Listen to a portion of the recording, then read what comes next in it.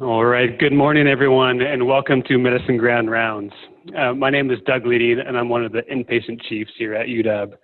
And it's my pleasure today to introduce Dr. Chinyere Obimba. Dr. Obimba is core faculty over at Swedish Cherry Hill Medicine Residency Department and also a clinical instructor with the Family Medicine Department here at UW.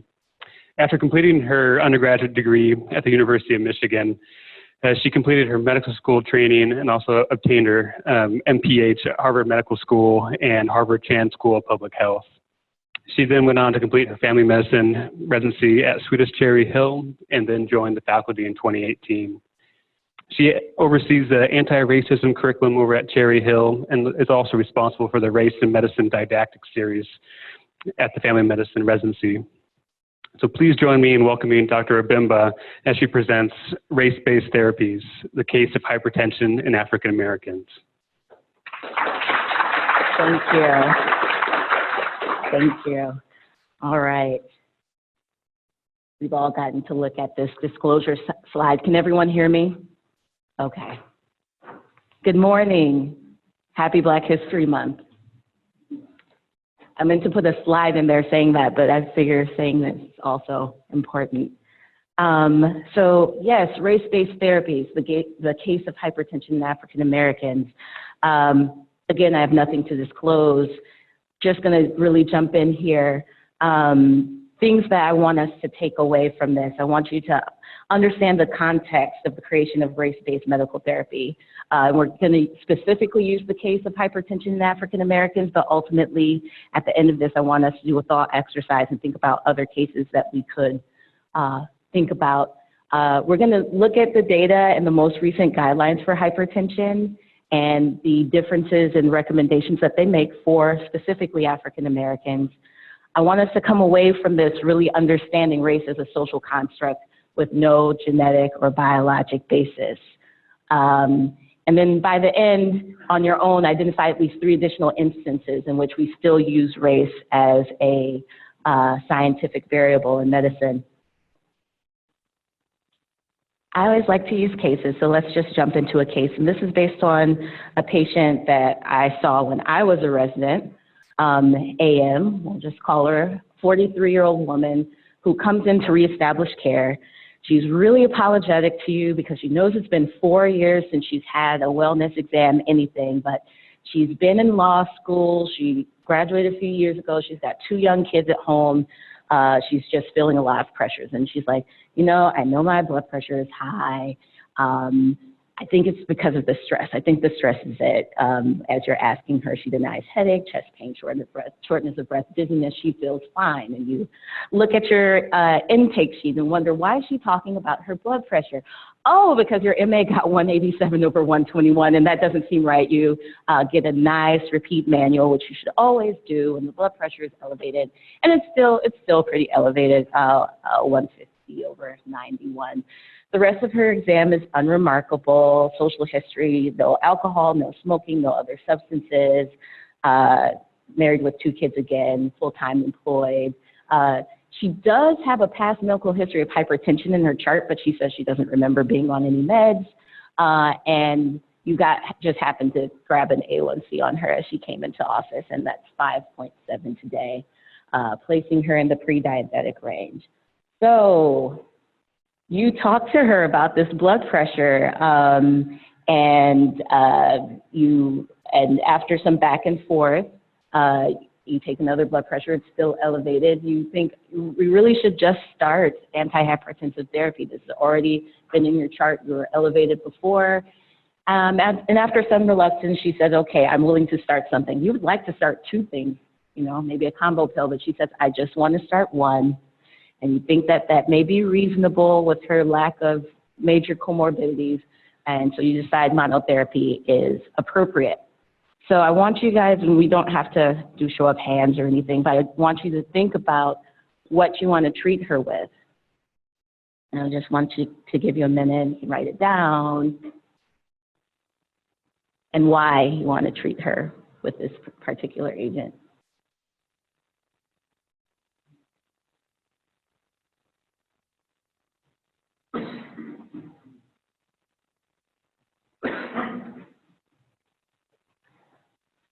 I will say that, you know, as a resident, I remembered as I went to precept this patient, I remembered something I had heard in medical school about ACE inhibitors and Black folks.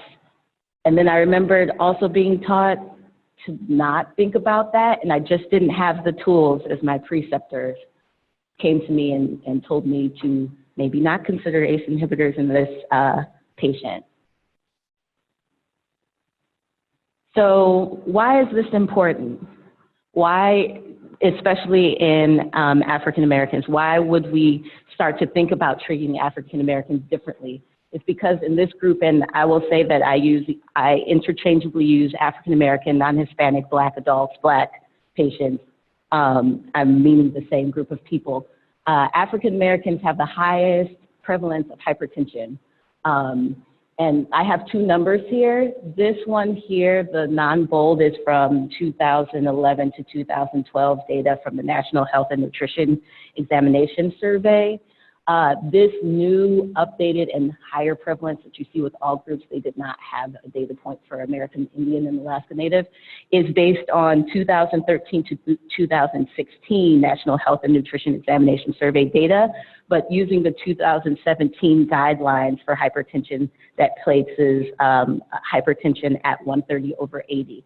So there's an increase in prevalence over the years, and there's also an increase in prevalence taking into account that different guideline, and we'll go into that guideline later.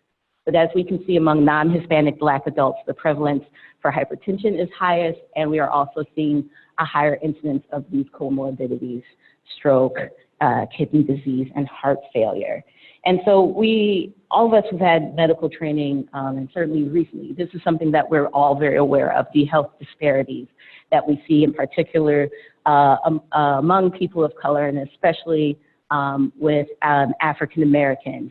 Race is the strongest predictor of health disparities when thinking of the social determinants of health.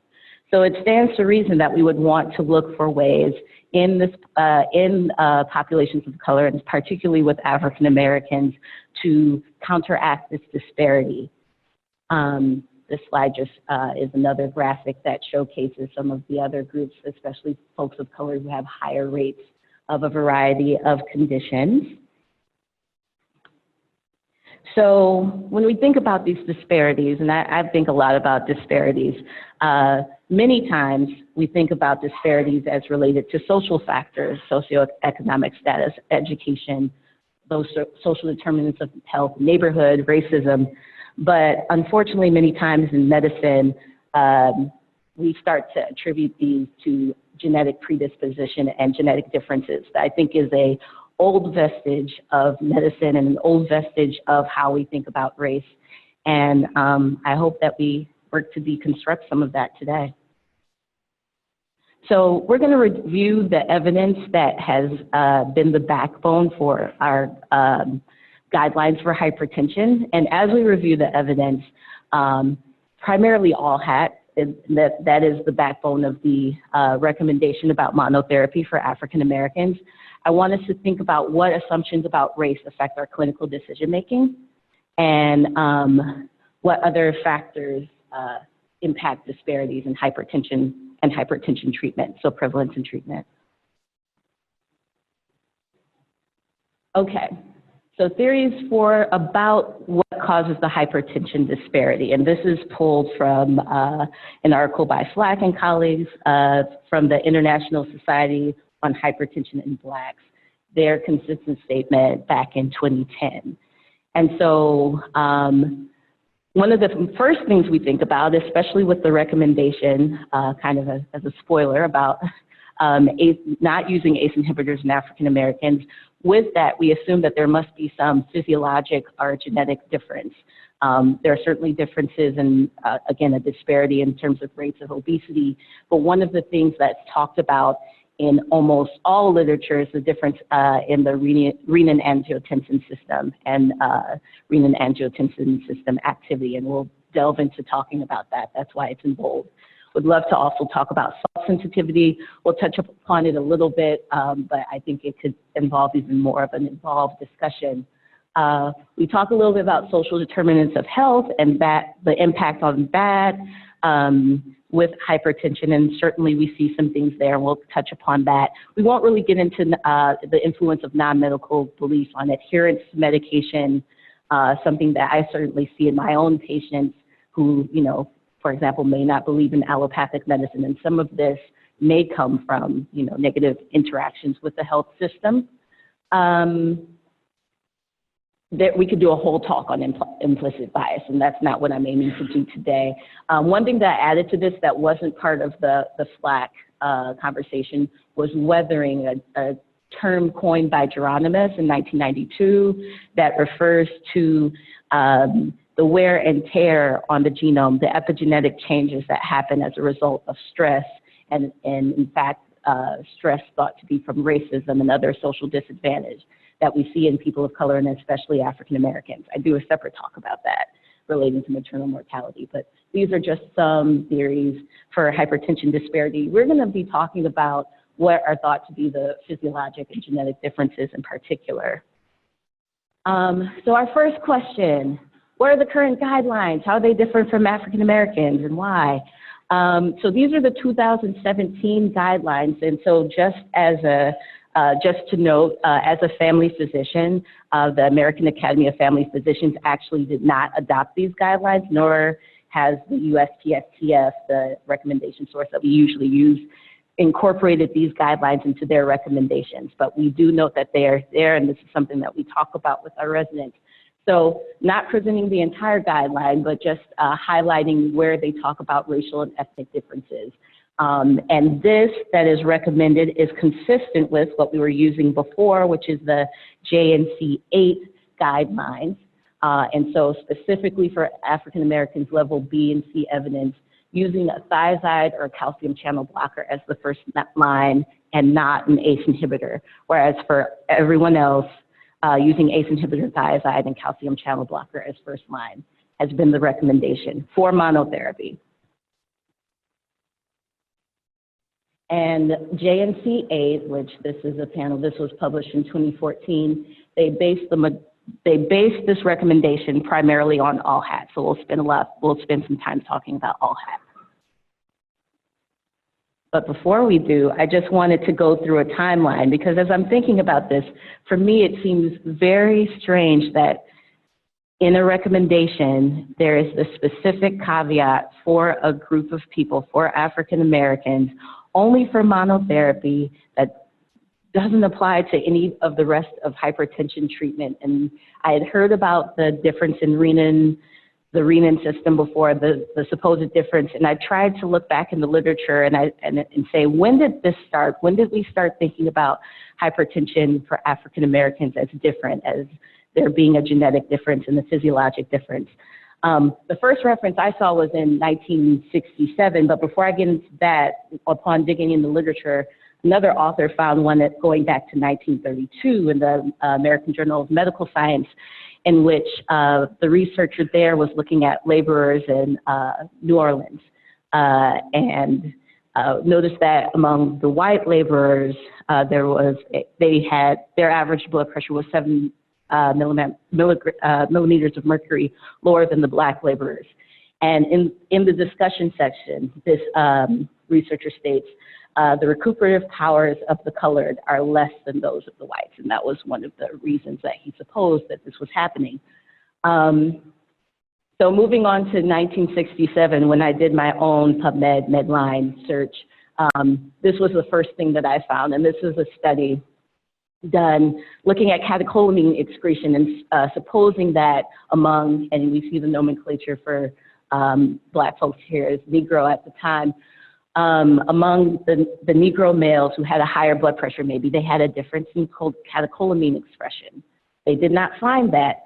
And in the discussion, they say they are trying to imagine why in 1967, 1966, that Black men might have higher blood pressure than whites.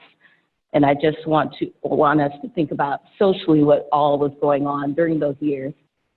Then we continue to have other journals here. This is 1973. This is also looking at racial differences. I want to highlight I think that this is it. This is just in the first edition of Hypertension, the journal, there is an article about racial differences in pressure. So this is something that we have been talking about really since we began to think about hypertension a little bit differently. And I think it's between this study and this one done in 1983 that we start to really circle in on this theory that there is a difference in the activity of the renin-angiotensin system in Black folks. And in 1983, I believe this was the study that many people cite when they talk about the differences in the renin-angiotensin system. And there was a cohort in the study from the VA, about a little less than 200 men in total, some Black and some white, and they actually measure renin concentrations in these patients. And they found that on average, the Black patients had lower renin concentrations than the white patients. And this is where this is based on, less than 100 Black men out of the VA system, we get the concept of, yes, Black people have less active renin-angiotensin system. There's not, that I was able to find, I have not found any other physiologic studies to back this up. And this is often, it's poorly cited when they talk about the renin-angiotensin difference. And when this is cited, I'm like, this is not giving me all the data that I want. We'll get into this more a little bit later. Single drug therapy for hypertension in men. This is some of the first discussion I see about when thinking about single drug therapy, a difference for African Americans. We notice that most of these studies thus far have been done in men.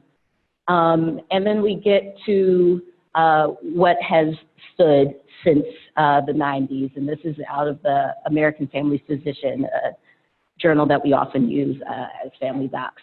And so this is the quote from the author: "The pathophysiology of hypertension differs in Black adults. Hypertension in this population is commonly of the low renin type." He cited himself in his own textbook, so I wasn't able to see where he was going with this. But that is where we are today. And it's with this assumption that we have continued to do research, in essence, I think, to prove this theory. And so then we have ALLHAT. And I will admit, ALLHAT is hard to contend with. It is a big study. It is an important study. I learned about it in med school. We still talk about it. 30,000 patients with hypertension, 30% of whom were self-identified as African American. I want to highlight self-identified. I'll come back to that. Big powered RCT.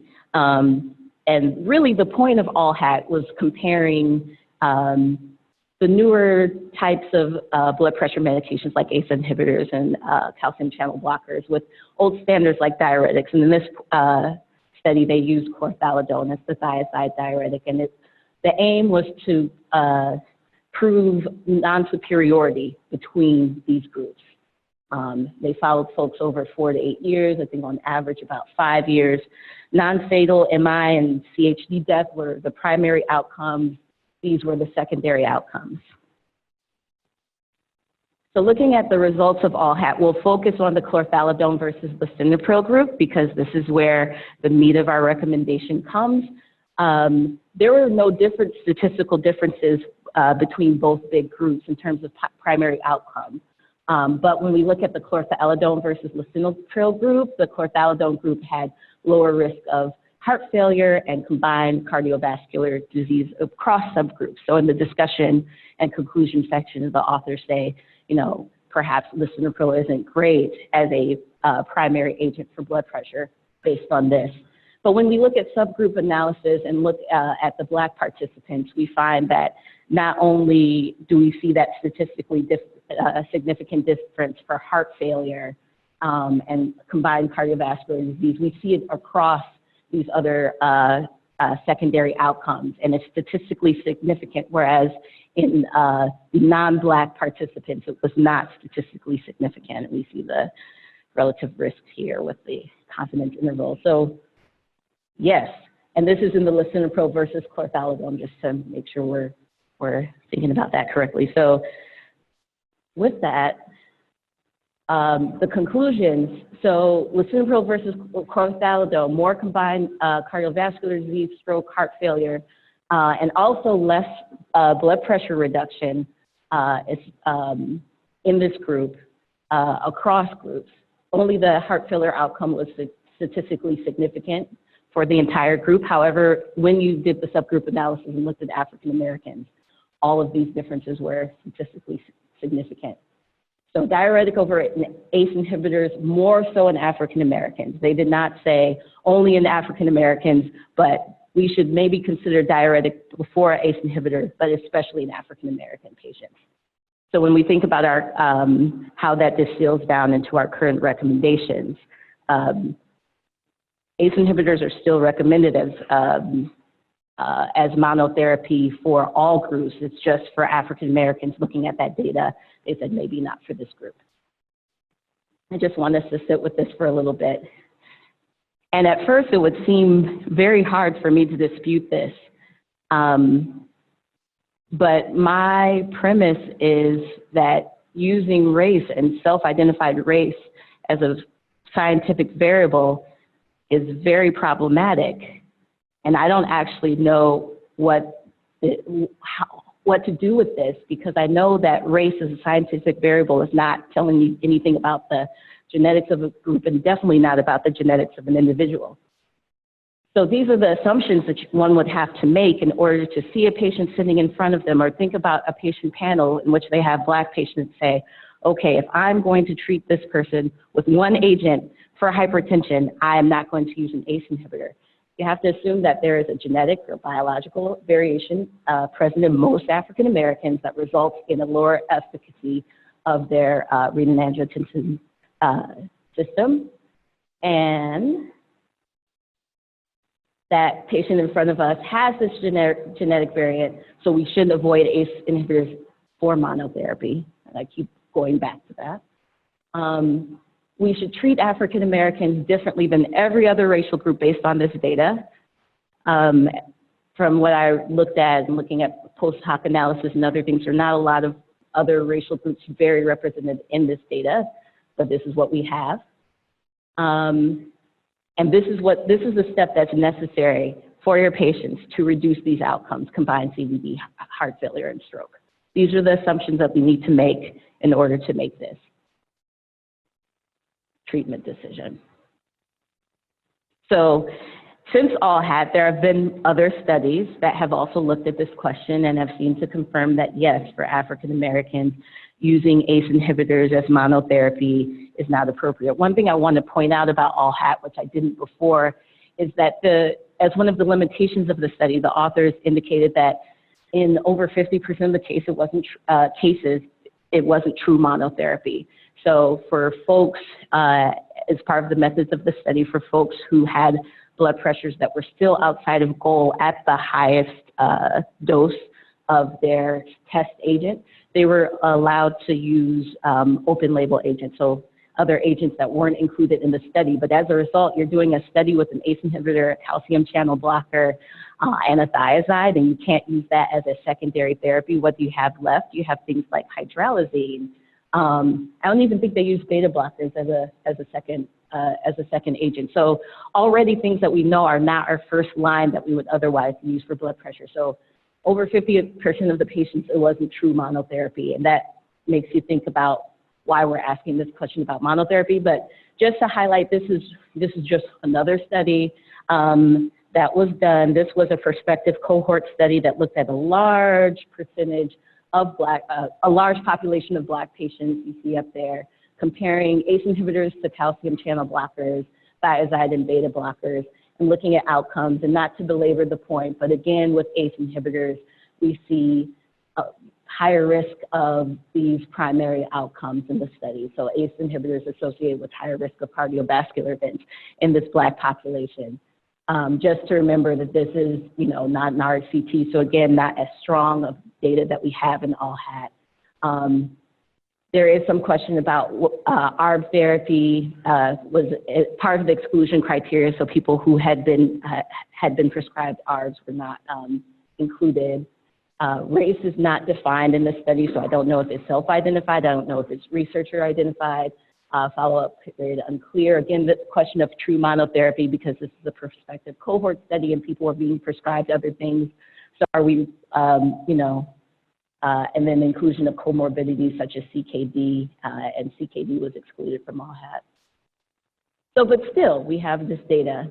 And then just to go back, I talk about, we're asking this question about monotherapy, and I bring this question up because I think sometimes our learners get confused. They hear this thing about Black people not responding to ACE inhibitors and they think we should never prescribe ACE inhibitors to Black folks. And I'm like, well, let's take several steps back. But if we answer question 2 first, no. And we have data for that. We have the ASK trial that began in the 90s and was published here in JAMA in 2002. And it's looking, this was the African American study of kidney disease and hypertension. It was specifically looking at comparing aggressive blood pressure control, MAPS above, versus standard control, and looking at reduction, change in GFR, ESRD, or death as the outcomes. This study found as the primary outcome that there was no additional benefit with aggressive blood pressure control. They also looked at a variety of the blood pressure medications. They looked at an ACE inhibitor that they used, specifically ramipril, and they compared that with metoprolol and amlodipine, and predictably, the GFR decreased less with the ACE inhibitor, which reminds us, yes, there is this potential renoprotective effect of an ACE inhibitor. And it stands true for African Americans as well. So great, let's not, as we're thinking about this recommendation for monotherapy, think that this counts for all indications for African Americans. And this is just another representation, another recommendation body, the American Society of Hypertension, just to highlight that, yes, across recommendation bodies, and it just shows us in the graphic. So calcium channel blocker, thiazide, as monotherapy. And then when you're thinking about a second agent, these inhibitors come right back. So again, for learners who are still thinking about that recommendation, it can become damaging because here is a medication that can work, that can be important for renal health for your patient. Let us not exclude that. Okay, third question, the big question. Are there biologic or genetic differences in African Americans that explain this difference in response to ACE inhibitors? Is race the answer?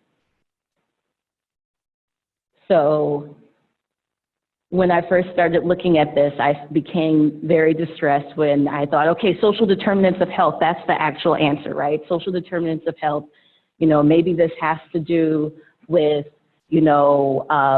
besides race, what other things are associated with race, socioeconomic status, access to health, all of these things. Many studies found when they tried to control for social determinants of health, mainly using socioeconomic status, education, income, and occupation as the thing that they used to control for SES, there were still racial differences in chronic conditions, including hypertension. So that didn't seem to be all the answer, but let's spend a little bit of time with social determinants of health. So when we think about social determinants of health, these are the things that come to mind: income, housing, health services, education, things like redlining, things like the specific form of redlining we had here in Seattle, healthy child development, school to prison pipeline. There are other elements of social determinants of health that have a more direct interaction with healthcare, like implicit bias and racism and microaggressions. So I bring this slide up to say that, even in the studies that have controlled for it, I think this is a hard thing to control for, but definitely something that we should continue to keep in mind for our patients. I could probably, once I read through the consensus statement that the ISHIB had, I thought I could have done a whole presentation just on this. So again, Slack and colleagues in 2010, interestingly, in spite of what I'm about to tell you, still recommended to avoid ACE inhibitors as monotherapy for African Americans, but they lay out why the perception that Blacks have a less active RAS is long held and erroneous. And I thought that this was really helpful, and they had some good citations here. So again, they looked back at that same 1983 study with this small population of Black vets and the study of the concentration of their renin levels. And they looked at the data and said, you know, actually the majority of the folks there did not actually have suppressed renin levels. So that was one thing that they brought up. Another thing that they thought about is dietary salt was not taken into account. Dietary salt suppresses renin production. That could have been something that was going on with some of the patients there. And actually reduced renin levels is actually associated with higher levels of vascular angiotensin too. So really, if we're really trying to think physiologically about why ACE inhibitors may not work well, I think it's probably oversimplified to just say lower renin concentrations in the blood at a random point in time. And then another thing that we'll spend some time talking about is this overlap in response to antihypertensives. Okay. And so they cited Segal and colleagues in Hypertension in 2004. They did a meta-analysis, and their theory was that, you know, actually, when you look at all of these studies that show a difference with these different agents between Black and white patients, we think that there's actually some overlap, and it makes sense that there's some overlap in treatment, and thinking that maybe while we're thinking about differences in blood pressure response between these populations, maybe we're actually treating outliers. So this is a representation of their theory. This is not the actual data. Over 15 studies, these were the subjects that they had. And so just to highlight for us, there is the ACE inhibitor, the percent overlap between the systolic and diastolic pressures. So a fair amount of overlap in response between white and Black participants. We do notice that is less robust with the ACE inhibitors than the other groups, but still, you know, 80% of overlap is an important overlap. So seems like we're treating outliers in this case. And that goes back to the question, am I really treating the patient in front of me when I think about this recommendation? Again, I could have put this a little bit earlier in talking about socioeconomic status. There have been several post-hoc studies done looking at all-HAT data. This was one of them that attempted to control for socioeconomic status using county-level median household income information and separating the all-HAT groups into quartiles, or quintiles actually. So quintile 1 was the one that had the lowest socioeconomic status, or the lowest county level median household. Those folks were more likely to be women, more likely to be Black, Hispanic, have fewer years of education, live in the South, and at the outset have fewer CVD risk factors. This group was also less likely to attain blood pressure control and had overall greater all-cause mortality, heart failure. So their criticism was that they felt that before making race-based recommendations, they should have taken into account socioeconomic status, which was not done with the original all-HAT cohort. So again, I wanted to touch upon the assumptions here and kind of delve into them a little bit more. So are we treating outliers when we choose to avoid treating African Americans with ACE inhibitors as monotherapy? And with this, are we making suboptimal treatment choices because we're convinced of a biological difference between us? And are we satisfied to use medications to treat the sequelae of centuries of social injustice? And are we perpetuating the race myth by continuing to pursue a question that has little clinical significance? I said for our case before, I probably would have treated my patient with 2 agents anyway to make sure she had optimum control. Why do I care for one agent you know, if Black folks should not have this because there's a biological difference. I care because I assume that there's a biological difference.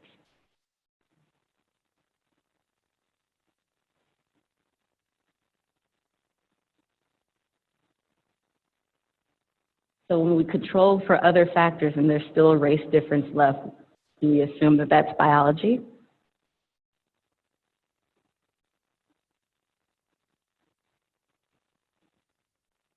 So why do we accept race as an explanation?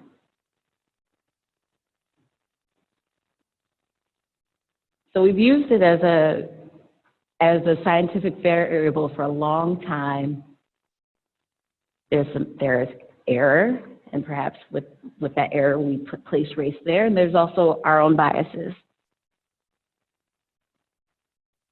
So what is race? So this is what we need to move away from. Persons who are relatively homogeneous with regards to biological inheritance. We'll break down various reasons why this doesn't fit with hypertension and otherwise. A construct of human variability based on perceived differences in biology, physical appearance, and behavior.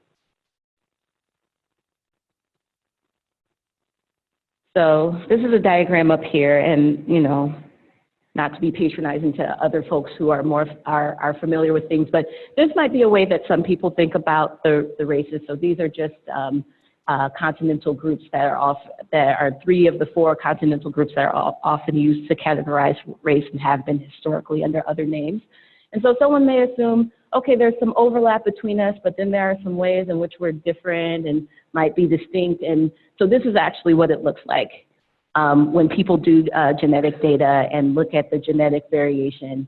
And it goes along with the out of Africa theory of where we all come from, right? So essentially all groups are genetically subdivisions of Africans. Within Africans, which is a huge continent, right, this is where we see the most genetic diversity, and that makes sense with the theory that we're all out of Africa. So when we think about, again, zooming back, thinking about African Americans, we think that phenotypically looking at someone who comes into our office, they're similar enough that we can treat that there's a biological thing, and that's the reason why we need to treat them differently for a medication, when we know now that the genetic variability is the greatest within this group.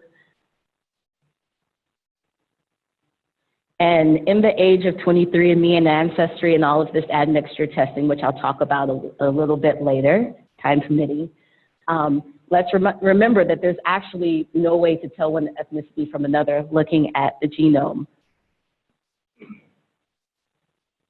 Non-Africans are essentially a subset of Africans.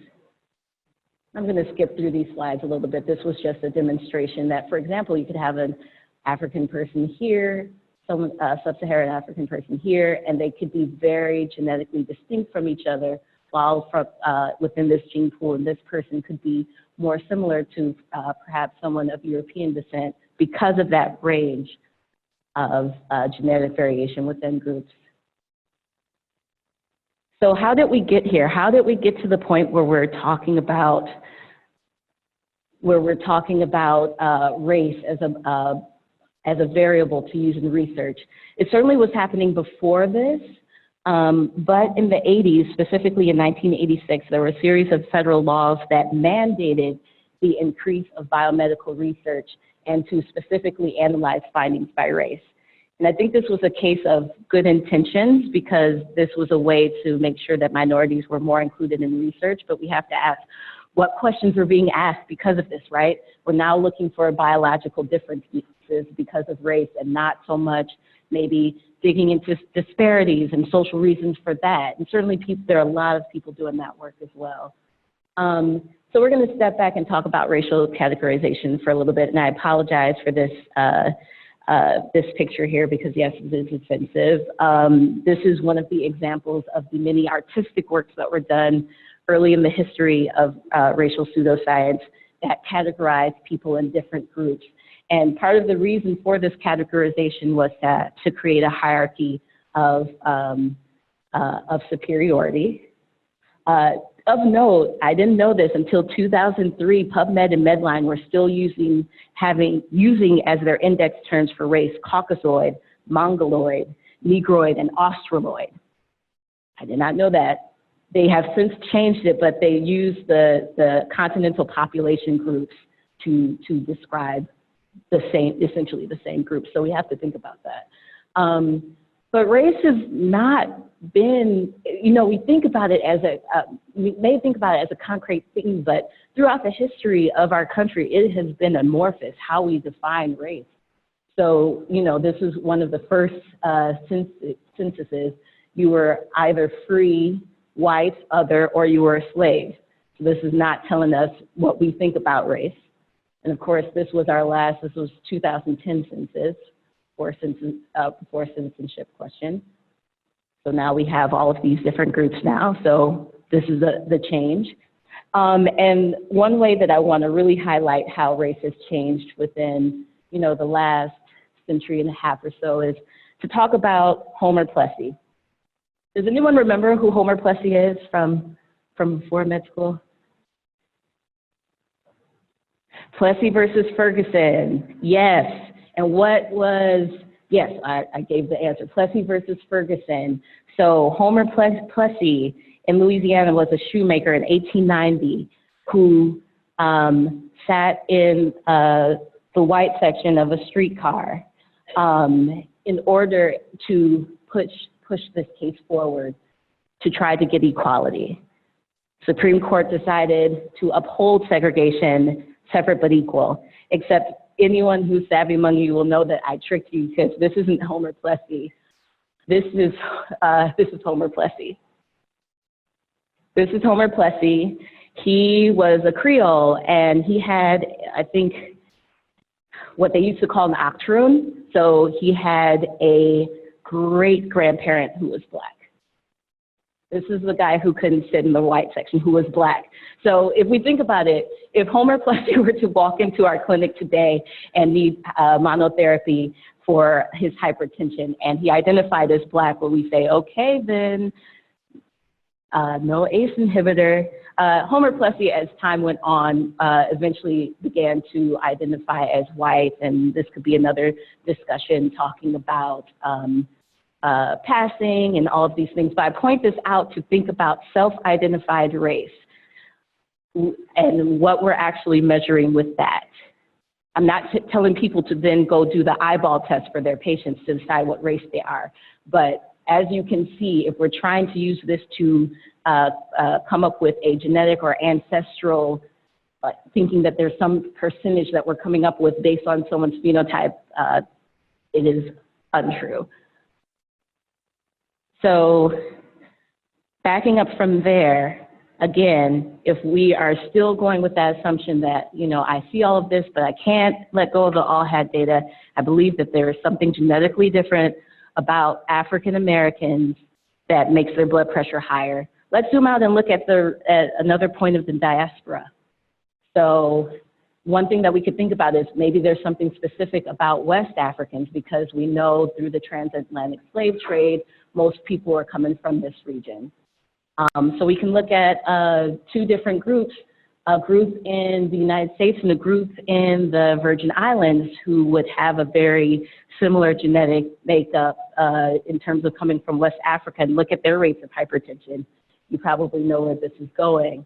So we looked at this study, was done in Public Health Reports in 2013, just a cohort study looking at data between 2007 and 2009 of a population in Virginia and a population of African descendant folks in the U.S. Virgin Islands. And these were the prevalence, this was the prevalence of hypertension between the two groups. So again, this group in Virginia looking very much like the rest of the U.S. Black population. The Virgin Islands group looking more like the general non-Black population in terms of hypertension rates. And this was in spite of the fact that the group in the Virgin Islands had higher rates of CVD risk factors, had higher rates of lower SES status with less than high school education rates being higher, and less people having health insurance. And this was even when controlling for different things like fruit and vegetable intake, which was better in the Virgin Islands than in the US. So that's one thing to think about. If we're still thinking, okay, there's something genetically different about this group that causes them to have elevated blood pressures, why do we see this difference then?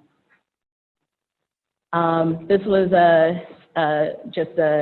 again, another cohort study in BMC, just looking at international comparative blood pressure rates. Just to cut to the chase here, Nigeria had the lowest rates of hypertension among these other groups. Jamaica also had pretty low. This is where US Black is. Germany had some of the highest rates of hypertension. So I think if we redo ALLHAT, we should include German Americans as a separate group, and then we can determine if they have, no, I'm really just kidding, but. Okay, and then the other thing, who is your patient? I didn't tell you. You looked at the picture. She could be any of these things. You know, with our eyeball test, would we say, oh, I don't think she's biracial? It could be. So this was the other tricky thing. My patient happened to be a Kenyan-born American woman. And if we take this data strictly, we would say that the populations included in these studies are US-born, West African descendant, non-Hispanic Blacks. So I don't think I can apply that to my Kenyan patient. How many times do we eyeball a patient and it's like, okay, this patient is African-American? How many times do we see our East African patients? Okay, this patient is African-American. I'm going to apply these guidelines to them. It is a social construct. This is a social construct. It is a social construct. Has anyone seen these two young women before? Yeah. These are twins. These are twin sisters, same mother, same father. Their mother is biracial and their father is white.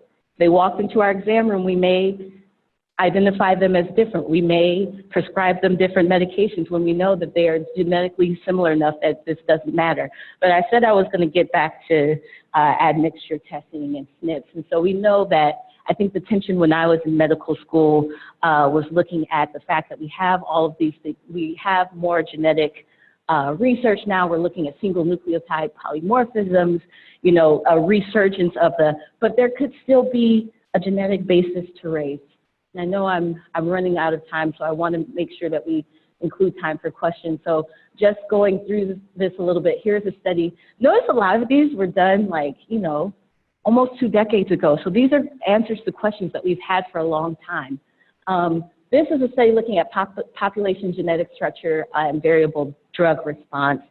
So this was done by Wilson and colleagues in the journal Nature, and it was looking at geographic patterns of genetic variations in drug metabolizing enzyme loci and drug targets.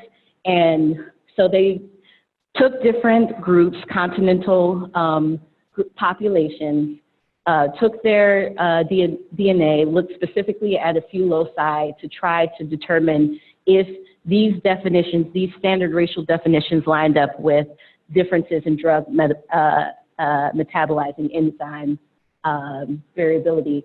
And the short answer is no, it did not line up. They did a separate analysis using the program structure to assign blindly different ancestral groups, different gene groups to folks, and just to show you this. So using structure, they separated populations into A, B, C, D, based on genetic similarity. So if we look at the Bantu population, we say, okay, the majority of people are not belonging to A or B. Majority of people are in C, so maybe C is the African genetic subgroup. But then we look at Ethiopia, and most of the folks are belonging to the A group, which corresponds more to the European groups. So they found that the drug metabolizing loci corresponded more to these populations than to this. So just another thing to highlight that ethnic labels currently available poorly correspond with genetically inferred clusters. So then admixture mapping. What about 23andMe that claims that they are able to tell? So what's the thing to be clear about admixture mapping is what it does is it looks at a series of SNPs in a population that is fairly homogeneous in different continents, and it compares, for example, an American who may be mixed with various things. It compares those SNPs to these ancestral SNPs and tries to come up with what the ancestry is. So they're not telling you what race people are either. Studies that have been done have shown that the average group of African Americans in the studies that have been done have about 65 to 79% African ancestry, and the rest are a big portion of the rest, 20 to 30% is European ancestry. And with permission, one of my DNA relatives allowed me to share this from an older version of 23andMe. So you see these deep purples are what are thought to be parts of her chromosome that are related to her African ancestry. The blues are the European. You see some of these yellows. These are East Asian or Native American ancestry. So when we look at this, for those of us who are here, how can we say that we can look at someone and know genetically or physiologically what is more likely with the diversity that we see just in these chromosomes? So just to remind us of the assumptions that we would have to make. So how do you want to treat your patient now? I'm going to go through the next few slides a little bit quickly here, not that they're not important, but we need to think about all of the ways that we have perpetuated the race myth, all of the ways that we have perpetuated social injustice, that we have been part of the problem in medicine, all of the ways that our medicine has been built on the backs of people like Henrietta Lacks, on the backs of people like Lucy and Betsy, the victims of Marion Sims. We think about the ways that we perpetuate it in the calculations that we use. I'm not even touching on Bideal. I could there's a whole lecture that can be used on that. And here's another example of where, yes, the question is different here, and I could do a whole lecture and delve into this for that, but here's just another example of where we use race, and then everyone else is other. Are we really doing Black folks a service with things like this? So how can we make change?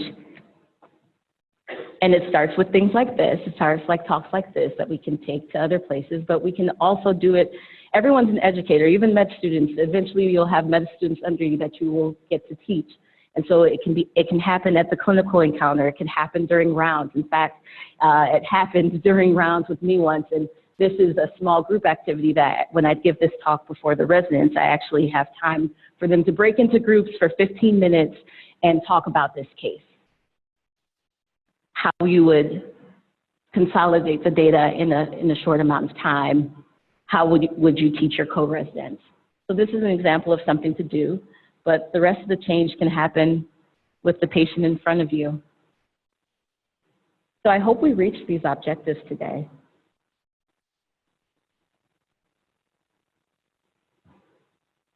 And I'm sorry I haven't left time for as many questions as I would like. I want to thank my advisors, Dr. Freddie Overstreet, who does a talk on Bideal, Dr. Armando Linder. I originally did this as a grand round, my third year as a resident, and then contributors Peter Berberian and Jen Clement, who I've given this talk with before. Another time we can, there are many, many references. Thank you. Great, thank you so much. We have time for a couple of questions.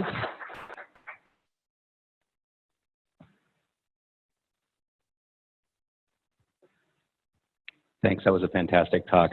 I want to preface this by saying that I agree completely with your critique of scientific racism. I actually touch on this, although obviously not at such good length when I teach our ones about hypertension. Mm-hmm.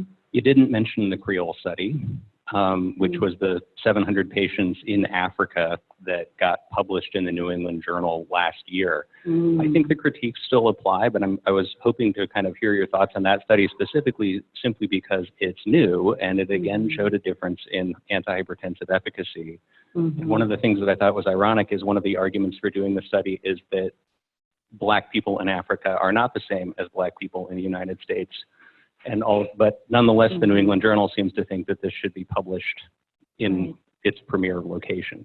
Okay, thank you for that. That's a study that I will include in future presentations. To be clear, what part of the continent was the study? Okay.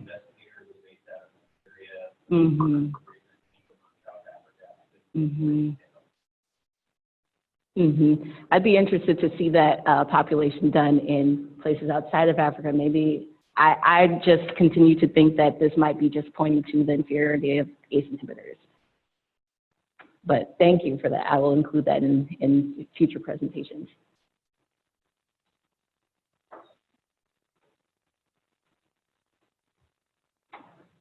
Thank you for a wonderful presentation. There's kind of a cabal of us here that think in terms of a reproductive context a lot. And one of the really interesting areas is this idea of pregnancy-induced hypertension and preeclampsia between populations. Can you just comment on that briefly?